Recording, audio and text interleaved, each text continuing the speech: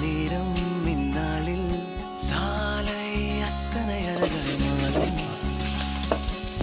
என் வீட்டை திடலாக்கி விளையாடும் பறவை போல் மனதின் உள்ளே வந்தாடுவதாரோ.